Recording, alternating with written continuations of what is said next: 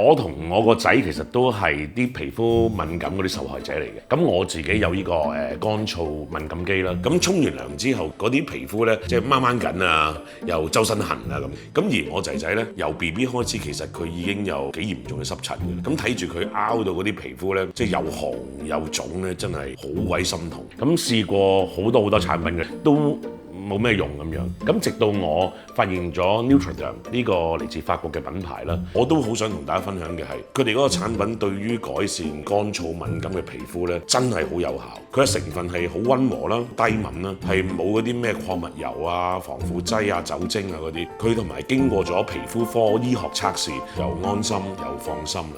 對於我個仔嗰啲係極乾嘅濕疹肌咧，我就會用呢個海洋復活深層滋潤沐浴油。正嘅地方係咩咧？佢係好特別適合嗰啲濕疹肌嘅朋友嘅。譬如話天氣乾燥啊，或者濕疹發作嘅時候好痕嘅時候咧，呢一支嘢真係救星嚟嘅。咁佢哋嘅質地好特別，係混合咗油同埋啫喱嗰種嘅質地啦。皮膚係可以 keep 住24小時都好保濕啦，好滋潤啦。誇張啲咁講啦，講真嘅，而家每一日咧，阿 JJ 都係好期待沖涼嘅時候嘅。JJ 而家啲皮膚穩定咗好多，瞓得好咗，咁我自己都放心晒嘅。咁我自己最中意就係咩呢？海洋復活 B5 滋潤沐浴潔膚露。沐浴露係啫喱狀嘅啦，咁個泡沫係好豐富嘅。咁洗完之後就唔會立黐黐啊，個皮膚仲滑咗，唔會好似掹掹緊咁樣。咁用咗 Nutriderm 差唔多1年啦，我覺得好有效果。我覺得如果你或者你嘅屋企人都係有皮膚乾燥啊、敏感啊呢啲煩惱嘅話呢，